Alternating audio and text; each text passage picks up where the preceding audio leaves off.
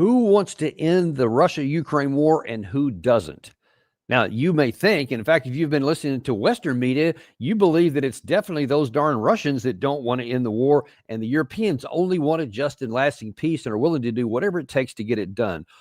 Or so that's what the narrative is. But when you look at the actual actions, and especially in light now that the United States has authored a potential 28-point peace plan that they're pushing pretty hard on both Ukraine and on Russia, then we have to look and say who is actually supportive of this and who is against it. And that will tell you with actions a lot more than words do. And to try and help make some sense out of what we're hearing from multiple quarters today, we have back with us the amazing Jacques, Baud, Colonel and former member of the Swiss Intelligence Service and former NATO officer and friend of the show. Colonel, as always, delighted to have you here.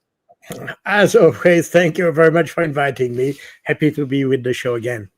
Well, listen, let's just jump right into it. This whole 28-point peace plan, we've had a lot of information coming out that the United States has said, hey, it's time to get this done here. And apparently, and if you're kind of reading between the lines, what the conversation between Trump and Putin last August in Anchorage, Alaska, seems to have based the formation of this plan here. And we're not sure why it's taken this long to get it out, but both sides seem to keep referring back to that meeting. What do you make, first of all, just of this announcement that there's been this 28-point peace plan on the table?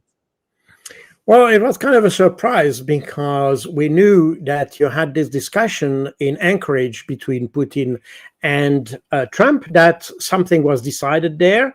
But Donald Trump failed to come back to the Russians with a kind of approval, or yes, a kind of approval from the Europeans and from Ukraine. And that, in fact, is the reason why the summit in Budapest was postponed. And all this story was told by Sergey Lavrov in various interviews he had with Commerçant and with the Corriere della Sera, this Italian journal. So we didn't know exactly what was the details of the discussion, and probably what we have here is largely based on the discussion, because what we can see, I mean, the elements I don't know exactly all the details. I haven't seen all the 28 points, but one aspect that confirms what we have heard from Sergey Lavrov, as an example, is the fact that in this 28-point plan, it is planned to have the whole Donbass, that means the oblasts of Donetsk and Luhansk, completely to give them completely to Russia, while the two others, that means Kherson and Zaporizhzhia,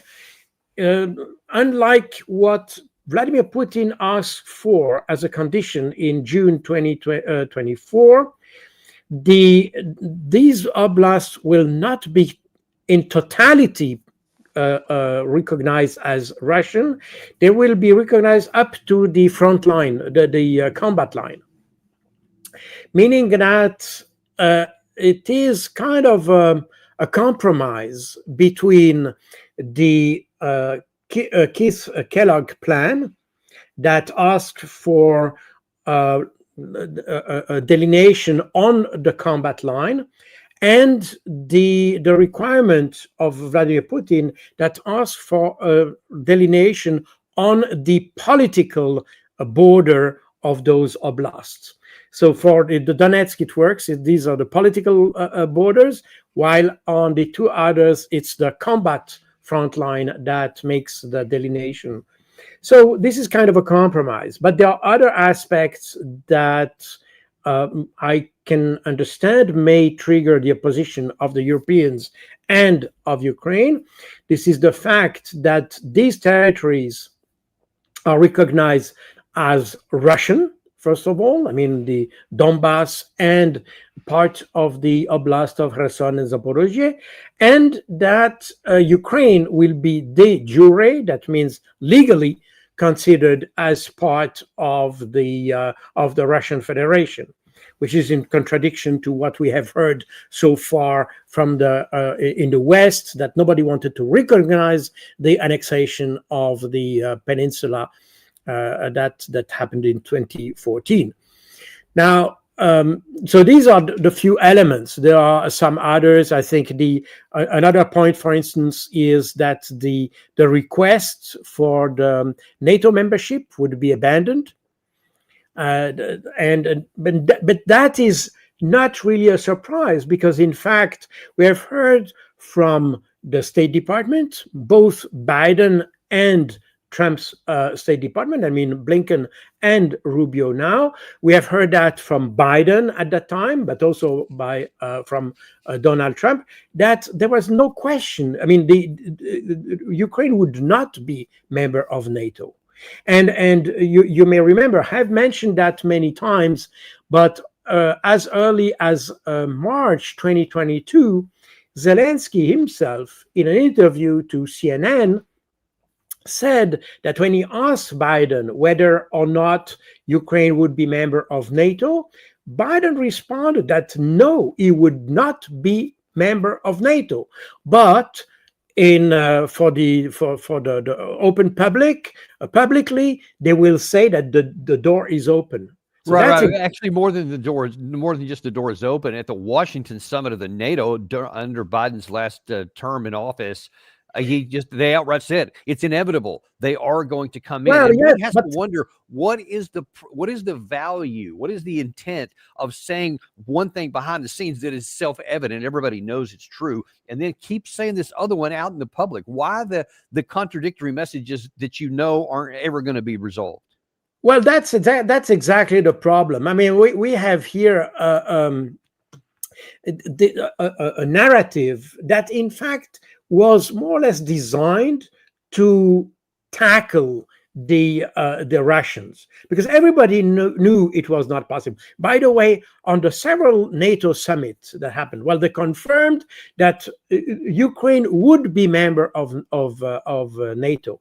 They never outlined a membership action plan, the map, the so-called map, that is normally when a country. First of all, the process is that some country may have an interest to be part of NATO, but it's not the acceptance of the membership is not based on the request. It's a decision of the NATO Council when they decide, and the criteria is that the membership should be in favor of the geostrategic balance. I mean, it should not be a geopolitical problem, basically. It should not affect the security of the continent. That's a criteria. And with the Ukraine, obviously, if Ukraine would be member of NATO, this would affect the security of the continent. And for that reason, I'll point out. That's an essential point. That's, I think, Article 10 of the NATO Charter. I may be wrong, but I think it's that. So let me ask you, I mean, you've got some history. You served for a period of time as a NATO officer. I mean, you've been observing this probably for most of your adult life.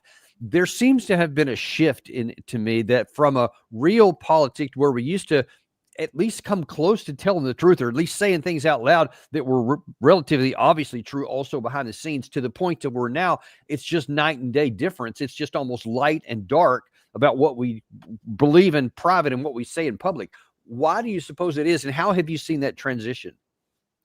Well, the thing is that I think, first of all, in 2008, as the membership of Ukraine was mentioned, probably the American didn't understand exactly what would be the implication on the relations with Russia.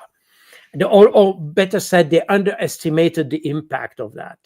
And why do you suppose it is? I mean, let's just hit on that, because that's during the George Bush period of time. And we had, and I believe it was then Ambassador Burns that said, there's no way Russia will not allow this. Niet means niet, I think, is the famous thing that he said. So we had some knowledge inside, and Bush allegedly, had a good relationship with Putin. So how do you suppose we missed that one?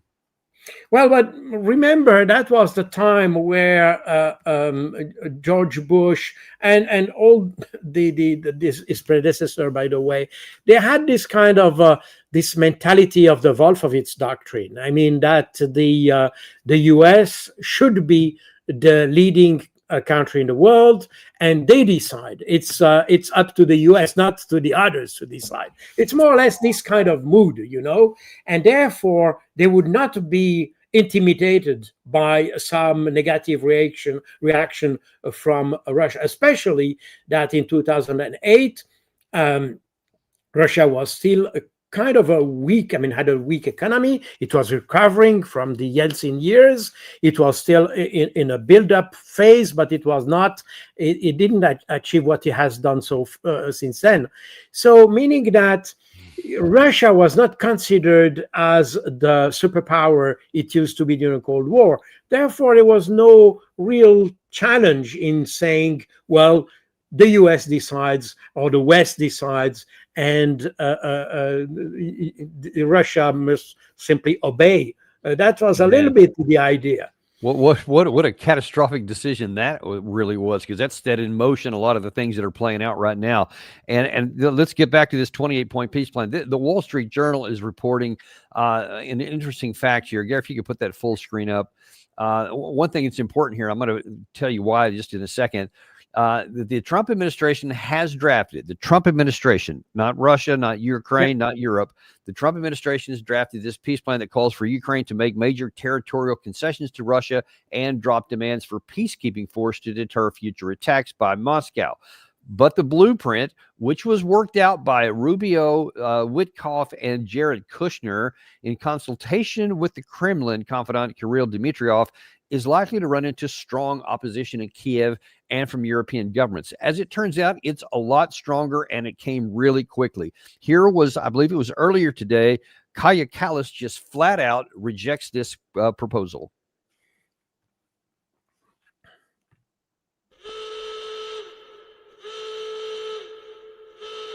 In order to end this war, you need the Ukrainians and the Europeans also to agree to those plans. So, of course, Putin could end this war immediately if he just stopped bombing civilians and killing the people. But we haven't seen any concessions on the Russian side. We welcome all the meaningful efforts to end this war, but like we have said before, it has to be just and lasting. That also means that the Ukrainians, but also Europeans, agreed to this. And, and right before she made her comments there, the question from the reporter was about this 28-point peace plan, and do you agree with it? And she just flat out said no, and then went on into talking about that other stuff there. And I thought, wow, that was a pretty strong and direct repudiation. But then it's like, there's also a repudiation from logic and common sense. And like your view on this, I mean, we'll just start off with here is that she seems like beside herself for three things as I see it. The first one is that how dare Europe and Ukraine not be consulted with this? We'll talk about that one. But then the second one here is she has the audacity to say how there's no concessions from Russia in here. What do you make of that? Well, first of all, to the first point, Europe has made itself irrelevant in the whole story, I mean, since the very beginning of the conflict, and I could say even since 2014, the European diplomacy has contributed to nothing to the solution of the conflict. You had, I mean, obviously not during the Biden era, but as soon as the Trump administration came, you had some efforts. I'm not sure they were always with the right strategy and all that, but nevertheless, there was an effort by the Trump administration to find a solution somehow to the problem. They tried with Keith Kellogg and all that. That was, let's say, a little bit clumsy, but at least there was a trial. Now, the thing is that if you look at Europe, by the way, they never tried even to help the US in that. They even tried to stop the US to solve the issue. So the problem of the European Union diplomacy is that it doesn't really exist.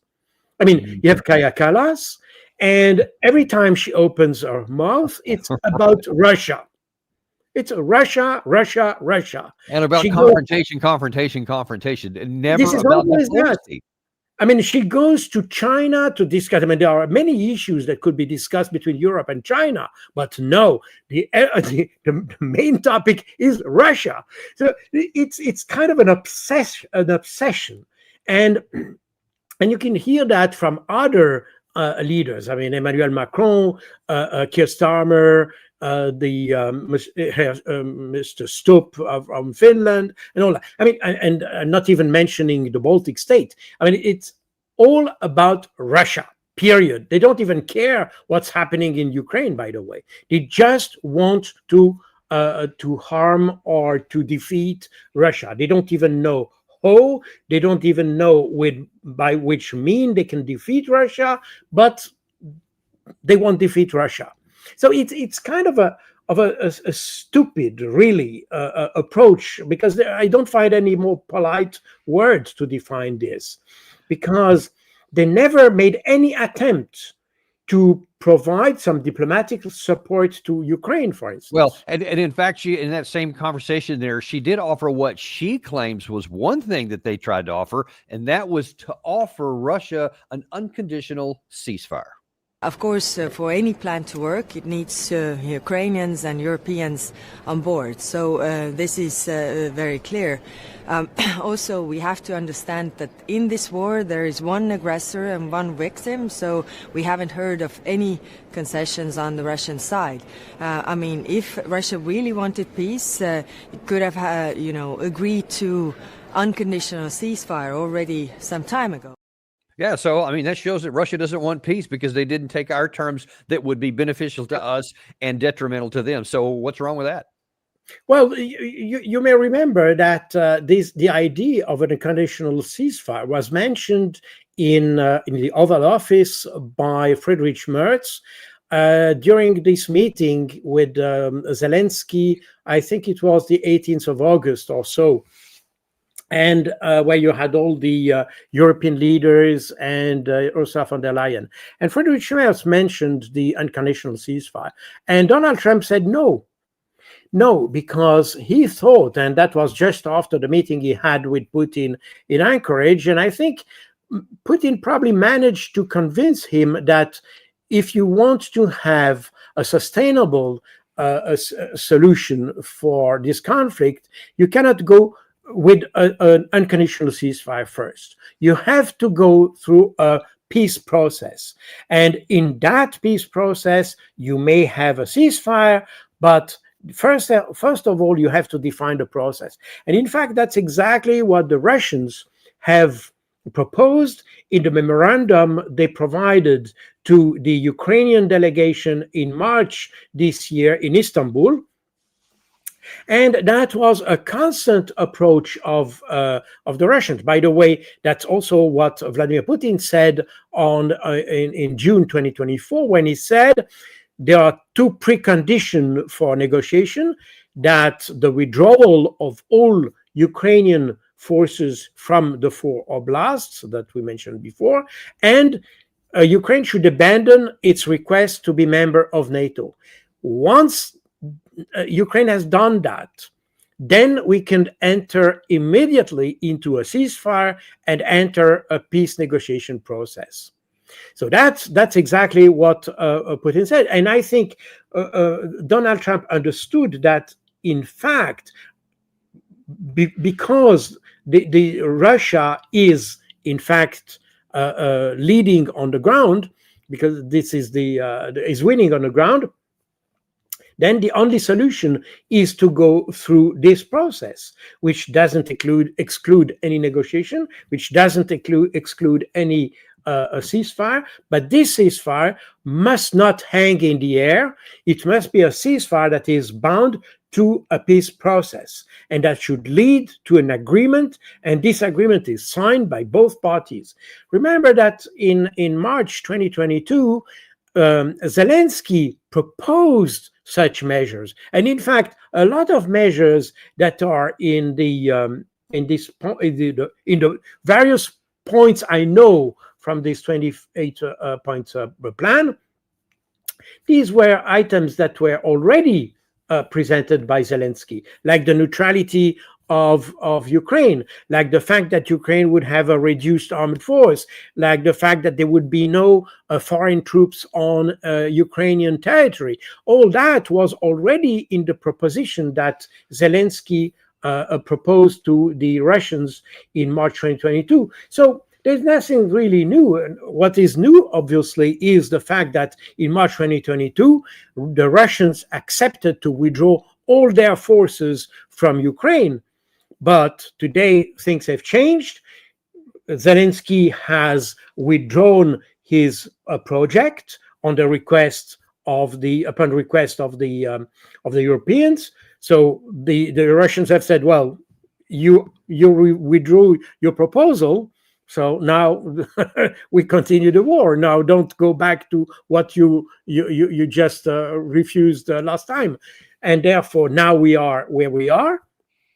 The Russians they are winning. Of course, in March 2022, there was this narrative that the Russians were collecting microchips from wash machine for their missiles and all that, and that Russia was about to collapse, and therefore that's the reason why Zelensky, by the way, withdrew his proposal, because this was this prospect of a Russian defeat. The problem is that he gambled and he lost, because Russia is winning. And that's a problem, because the Europeans are also the culprit in that, because they pressed Zelensky to withdraw his proposal and to engage into further combat. The problem is that because in Europe at that time, everybody was convinced that Russia was about to collapse, they took the risk. The problem is that, as I wrote in my book at that time, at precisely that time, my first book, Operation Z, was written exactly at that time, and it was absolutely no indication whatsoever that Russia would be about to collapse. So it was a complete misinformation that was the basis of this narrative that eventually guided or misguided the policy of Europe. And Colonel, I got to say, one of the things that is so both anguishing and disheartening is that for all that miscalculation, and it's been self-evident over the years just how profound of a disaster those decisions were. And you would think that just in the normal course of events that people would go, holy cow, well, that didn't work out well. Let's don't do that again. And instead, here we are again. And I could probably point out 5 or 6 other things that happened in between now and that time. But where we are right now is that clearly Ukraine is going to lose this war. I mean, many people are saying it out loud now. But in light of this, you would rationally think this is a lifeline that could end the death and destruction under the least objectionable terms, because they can get a lot worse. But instead, you have Kaya Kallas sitting there mocking Russia for not doing something against their own interests that we have no power to compel upon them. And as she said also, you can't do this without Europe and Ukraine. And as it turns out, both Europe and Ukraine are again trying to repeat these disastrous decisions of the past, as exemplified by this member of the Ukrainian member of parliament. We are ready for peace. Ukraine, from March of this year, agreed to freeze the conflict on the current lines. And the war continues only because Russia wants to continue the war and doesn't want peace. We here in Ukraine, we want peace. We will never accept surrender, because Russia can't achieve its goals by military way. Russia uses again hybrid attacks on the borders with Lithuania, Latvia, Poland, Estonia all the time. So Russia is escalating hybrid war, and not just against Ukraine. The actual aim of Russia is the war against the whole Europe, and they are already testing the reaction and the capacities of European countries to answer on Russian provocations. Now, you just got through illustrating how what a disastrous decision. It was known at the time that Russia had the wherewithal to weather the storm in 2022, and it would be foolish to think that they're not going to be able to win it. But now here you have it closing in on the 4-year mark of this war. This guy actually saying Russia can't win militarily. What do you do with that? Well, there's a problem of irrationality of the decision making in Europe at large. We can come back to all the decisions regarding the economy, the energy supply, and all that. All that confirms more or less that you have kind of it's not even ideological, because there is no ideology per se, but let's say an emotional type of leadership that hates Putin for some reason, and all the calculation, all the decisions are based on this very base. When we talk about the hybrid warfare and all that, as this MP was mentioning, there have been some event, and in the country where I live, in Belgium as well, but nobody has never made any demonstration or provided any evidence that everything we see is the result of some Russian activities. If you look at the drones, for instance, if you look just at what's happening in the US, the number of events involving drones around airport or sensitive object, you have about 600,000 occurrences in the US per year. 600,000. So in Europe, I assume you should have something very similar. Where you have statistics in the US, it's very interesting. But so that's why I mentioned the US and not Europe. But I assume that you should have something similar in Europe. A lot of people, because they don't know, or they are youngsters who play with their drones and things like this. Then you have, and of course, around an airport, regardless of what the intent is, a drone in around an airport is a dangerous matter, and therefore it has to be sanctioned somehow. But the problem is that we have also these events every day in Europe, but now we focus just on those we cannot explain, or we didn't got the perpetrators, and we said these are the Russians. And in most cases, all the time they have arrested someone. It was not even a Russian, it was a Croat, Germans, Norwegian, Ukrainians even. But they never come back and say, oh, by the way, it turned out that wasn't a Russian, it was a Croat. Yeah, you don't exactly. Ever hear that. Exactly. So this is feeding kind of a narrative that you have an ongoing hybrid war waged by Russia. But think about it. What would be the objective of that? Would the Russians try to exacerbate the situation even more, to attract more sanctions, to attract more problems? This doesn't make any sense. And we can see when we make let's say, a honest analysis of decision making in Russia, we see that the decision making is extremely rational. We may not like it, but it is extremely rational. And when they decide something, there's always a good explanation for that. So this idea of a wild hybrid warfare everywhere around Europe and all that, it doesn't make any sense. But that feed the narrative, and that also feed this narrative that because Russia is not achieving success on the ground, therefore it has to go into hybrid warfare to tackle the Europeans and NATO and whoever. And recently the foreign minister of France said, well, Russia is defeated in Ukraine because in the last 3 years, it managed to gain only 1% of Ukrainian territory.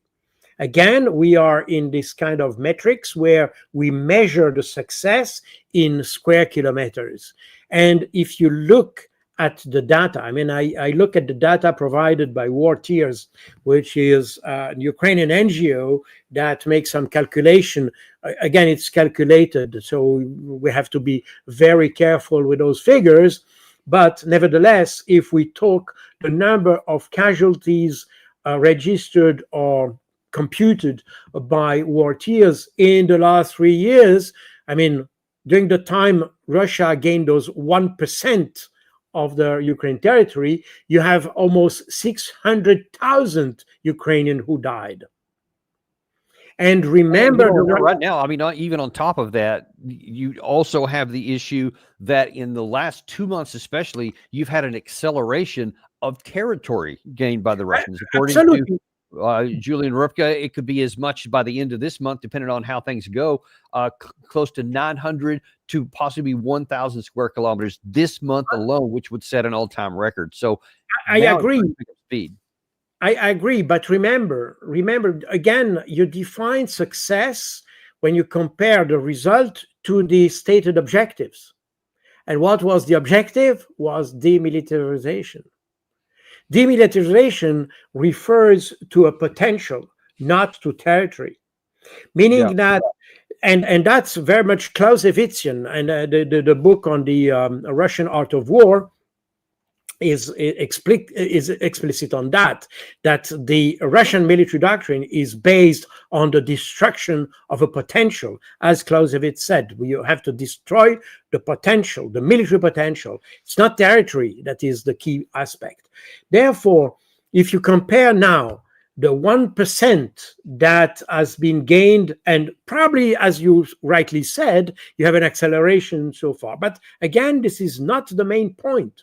The main point is that the Russians managed to destroy, in fact, they have destroyed twice or probably 3 times the initial Ukrainian army. So it's but of course, since nobody talks about Ukrainian casualties or even fatalities, then of course nobody can verify this.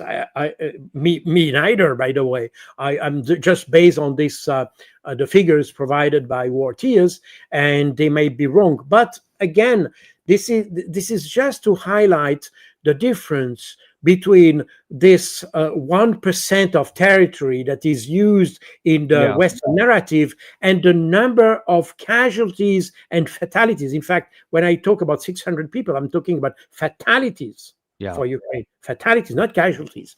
Meaning or that desertions, for that matter, which by this year alone are 161,000, according to Ukrainian sources. It's now then you're getting to the point to where you're getting both.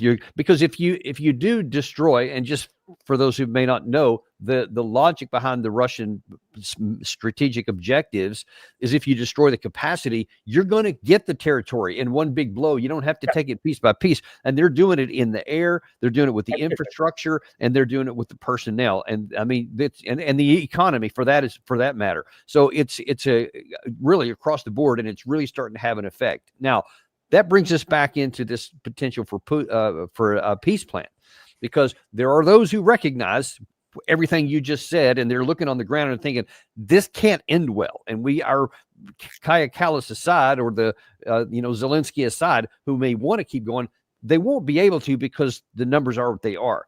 Now, I wish I could just keep the bony finger pointed at the Europeans and at the Ukrainians. Unfortunately, there are those right here in Washington, D.C. on Fox News who seem to be pushing the same bad narrative. You'll have to excuse me, John, for not being optimistic at all, and I base that on the decades I spent at CIA trying to see the world through the twisted KGB eyes of Vladimir Putin.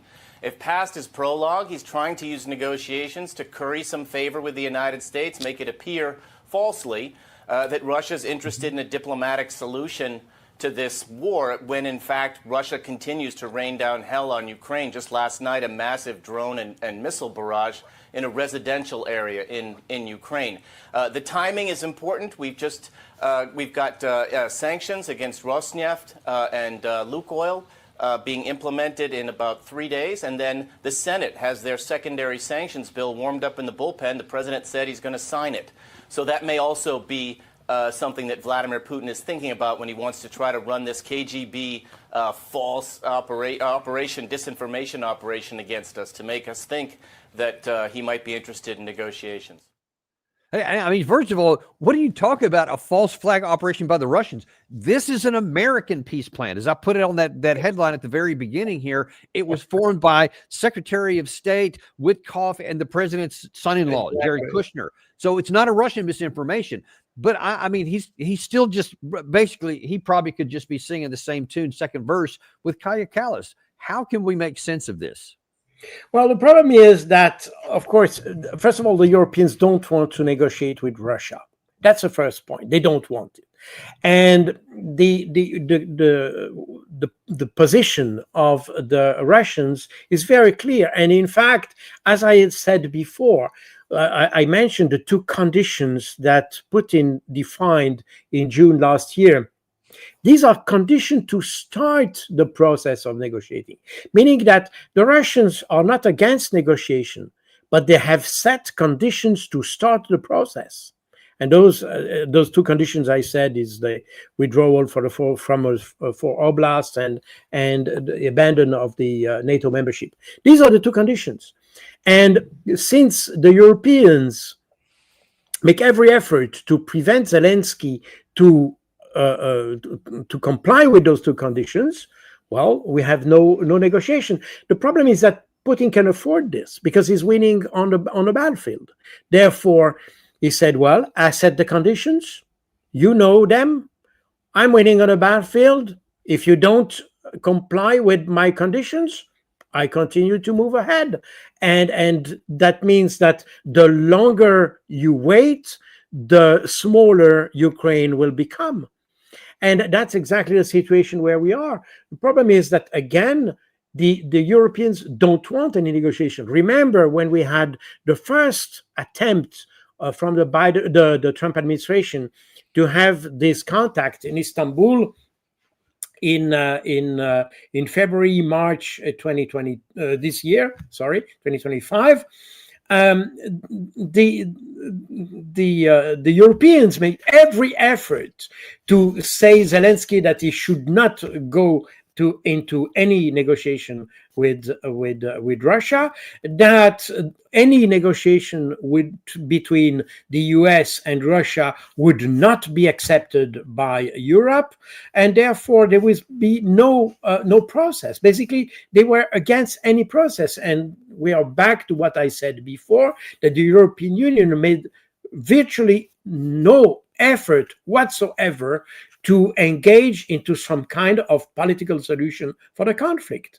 And that's the reason why the Trump administration don't even consider having the Europeans around the table, because they are not a party. They have never acted as a party to the conflict. I mean, they provided weapons to Ukraine, but in terms of negotiation and diplomacy, they are not a party to the negotiation. Well, and really to your point there, I actually got on a text here just before we came on the air with Larry Johnson, a former CIA officer who's on our show every week, and he happens to be in Moscow right now on a prearranged trip already. And I asked him when all this stuff started breaking, what was going on in Russia, what they're saying. And he said he spoke to Maria Zakharova, the spokeswoman for the Ministry of Foreign Affairs in Russia yesterday, and asked about this plan. And she said, we haven't seen anything in writing. We're at least willing to look.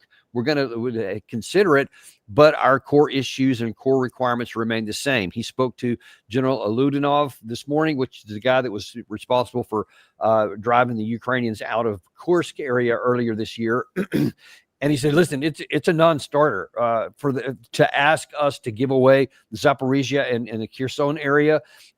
We're going to take it all, he said. And the Russians say that if giving up that part of that territory is part of the deal, it's a non-starter, but we are encouraged by at least some of our core issues are being addressed. But they said that unless it's all of it, we'll simply keep driving militarily until we take it all. I mean, well, yes, why they can't do that. The problem is that we don't know all the details of the plan, because as far as I understood, it's not about giving back Kherson and Zaporizhzhia. It's just setting the limit to the battle line. I mean the front line. So it's not about giving back those two oblasts to Ukraine.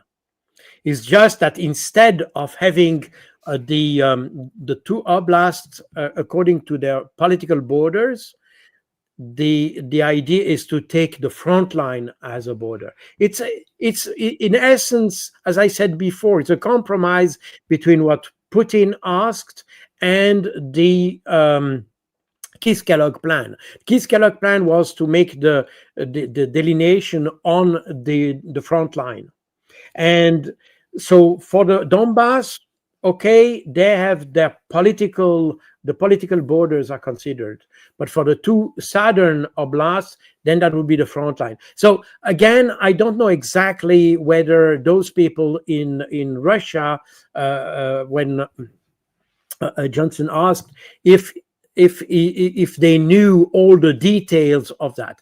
Me neither. I don't know. I'm not sure about the details. That's the information I have. Meaning that, I mean, they're coming from Russian sources, so I assume they are correct.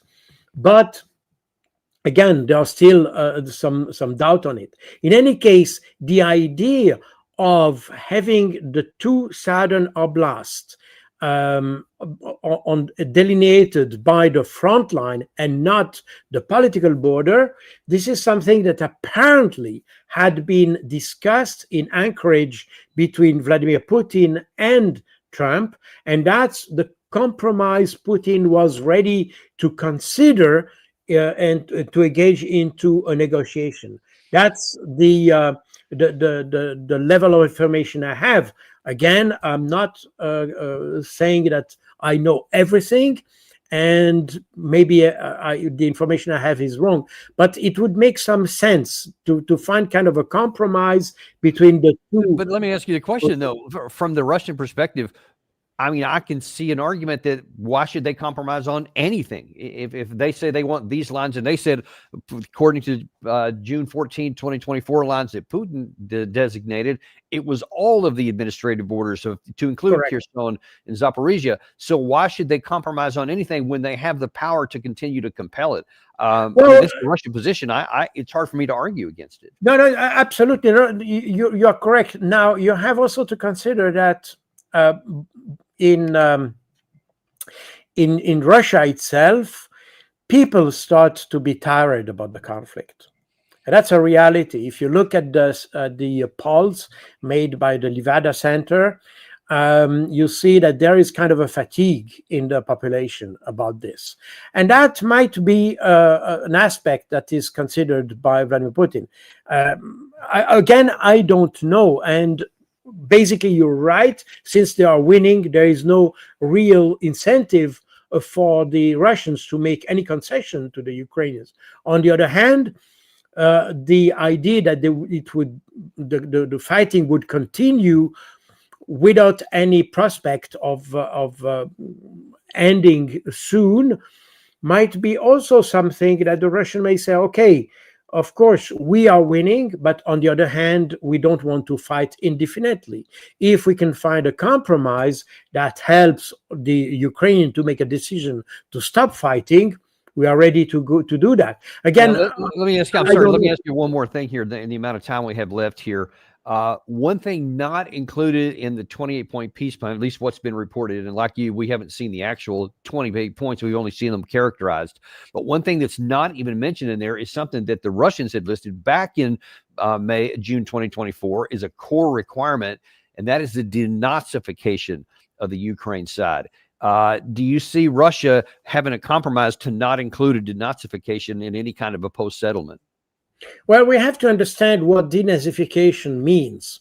Essentially, what Vladimir Putin meant at that time, I mean, in February 2022, was in fact the destruction of all those paramilitary forces that are considered as neo-Nazi by the Russians.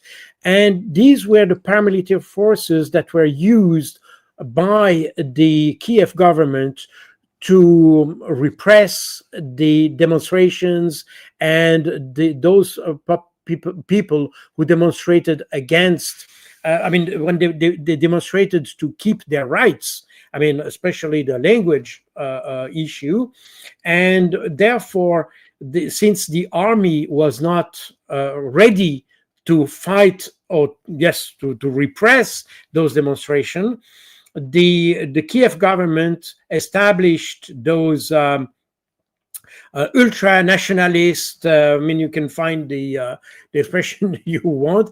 They established those units, paramilitary units, to fight against the so-called separatists. And they did that extremely brutally. There were people coming from the western part of Ukraine. I mean, these guys are extremely nationalist. They are part of the, if you look at the map of Ukraine, you would see that you have the Russian-speaking part, I would say, on the east and south. You have the Ukrainian-speaking part in the center, in the west, but the center of the south and east are Orthodox, of the Orthodox religion. If you go to the far west part, where you have those ultranationalists, people coming from the Austro-Hungarian Empire after World War I, those are Catholics.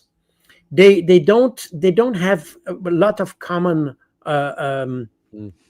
They feel Ukrainians, but they tend to despise the Slavs.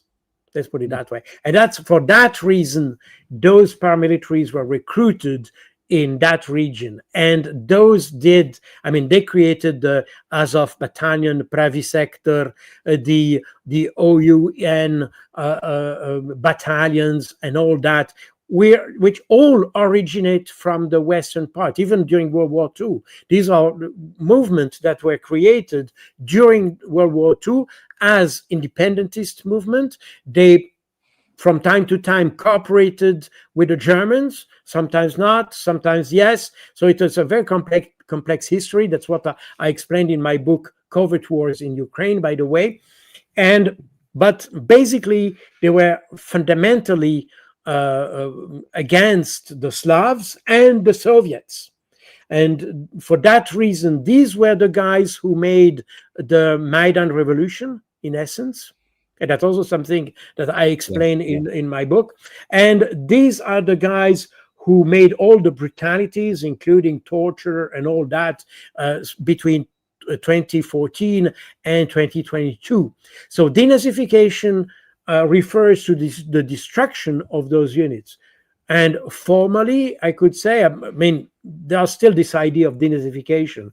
But when you had the negotiation process in Istanbul in March 2022. At the end of March 2022, the Russian military high command said that the objective of denazification had been reached. Of course, that was probably in order to facilitate the dialogue in Istanbul at that time. It was probably not that it had been the problem had been completely solved, but that was the time when the Azov brigade was surrounded in Mariupol. You may remember this. Right. And that was considered as a major success against, I mean, in the framework of this denazification. And for that reason, on the 28th of March 2022, the High Command said, we reached the objective of denazification. That was reported by the Financial Times, if I'm not wrong, at that time. Now, of course, they came back with this accusation. This is something that comes back because obviously they are first of all the Azov that used to be a brigade. Now you have two corps, army corps. Yes, it's actually expanded. Exactly, it has expanded. Therefore, they can revive this objective. But this is the idea. I mean, denazification doesn't refer to what's happening in Kiev itself. It refers to the destruction of those fanatical units that in fact make the bulk of the forces today. Because if you look at where those corps are disseminated, in fact, they are part of these. I mean, they have the same function as the Waffen-SS had with the Germans in World War II. Kind of. a They even wear some firefighter. of the same patches, if we can be honest. Sorry. They even have some of the same patches on their uniform. Exactly, yes, in addition to that. But it's the same kind of use. That means that they use that as a kind of a reserve. That means if something burns, if things go bad in an area, they send those fanatics who are ready to fight up to the last drop. And they are. It's exactly the same example. I mean, you may remember in Cherkasy, which is in Ukraine, where the Germans send even the French Brigade Charlemagne to open the cauldron of Cherkasy in 1943, if I'm not wrong, and these were SS. French SS. So, and today you have a very similar pattern in the use of those units as kind of firefighting, if you want. If something burns at one point, they send immediately those guys to solve the problem. So, meaning that the idea of denazification is probably still alive. It is, yeah, and I'm sure for the Russians it is, and that'll be a sticking point. But one of the reasons why I think probably we aren't going to get this peace plan involved, and Russia will probably continue on militarily until they take what they want on the battlefield. That's just what I see as the most likely outcome at this point. I hope I'm wrong. I hope that they do find some way, but that's what I fear is going to happen. I agree with you. Totally. Well, and on that cheery note, listen, though, before we let you go, I do want to bring up something to our folks here that you have a very interesting thing that you put out at a museum here that's a little bit pretty cool. I wonder if you could tell us a little bit about it. Well, that's an exhibition I have started. It will be a one-year exhibition in Switzerland, in the Military Museum of Morges. That's between Geneva and Lausanne on the Lake of Geneva. It's a military museum. And here I have organized an exhibition that's basically my collection of items from clandestine warfare. And it's about the cooperation between Swiss intelligence and Allied intelligence during World War II. As only a few people know, the OSS, so the predecessor of the CIA, was based in Switzerland between 1942 and 1943, end of 1943, because then the Allied landed in Italy, and then they started to establish new headquarters in Italy. But between 1942 and 1943, most clandestine operations made by the OSS in Europe were led from Switzerland. And Alan Dulles, who later became the director of the CIA, was in fact the head of the OSS in Bern, in Switzerland. I know exactly the location. It happened that I used to live just close to the former headquarters of the USS. It was just a block away from my home when I lived in Bern. And I have a lot of weapons, artifacts, and all that to illustrate the work of the clandestine services, namely OSS, but also the British Special Operation Executive and the French BCRA, the Bureau Central de Renseignement et d'Action, and to illustrate all these activities and the work they have done with the Swiss intelligence. I have unique and I mean, in fact, well, yes, unique objects there, documents and pictures and all that to illustrate this phase of the war. And this is something I wanted to do because this is a part of history which is not very well known, even in Switzerland. Yeah.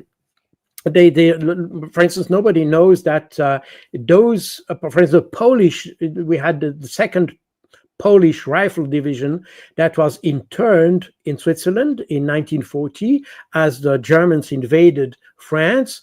And this division arrived at the border of Switzerland. It was interned, but instead of disarming this division, the commander-in-chief of the Swiss army decided with the commander of the division to continue the training of this Polish division. And eventually, those Polish soldiers came to the to reinforce the French resistance in France, and this division was allowed to maintain radio contact with London, where you had the command. I mean, the provisional government of Poland that was based in London. So there are a lot of aspects of this clandestine warfare there.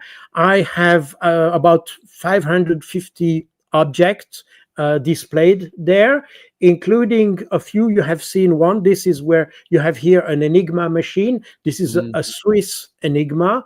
This one doesn't belong to me. The Nima, which is close to it, belongs to me, but the Enigma not. It was provided by my former employer, the Swiss intelligence service. They contributed to that. And there are also some items like a clandestine radio sets that were used by the Soviet intelligence in the famous Red Orchestra that was based in Geneva. And some items were confiscated. They're also displayed there. So it's a kind of a interesting, I mean, unique exhibition on clandestine warfare during World War II, with a focus on Switzerland and on the cooperation with the Allies. So it's something which is quite interesting for those who visit Switzerland. You can go by March to visit it. Yeah, I'm going to try to get there. Actually, I'm going to try to get there and see it. That'd be really cool to go see. So I'll have to let everybody know if I'm able to get there. But thanks very much for sharing that. And anybody else who's in Europe, I know we have a number of folks. You should go and check it out. Dan, if I could, just interject for a second. Colonel, I see on your exhibit here, you have some swords up in the back there. Right? Yes. So what I'm curious, I'm just wondering, did you happen to maybe steal that from me? Do you see my? You got your own little display there. What in the world? I don't expect credit, but I just want to say, don't think that I miss out on that, Colonel. Damn, you found it.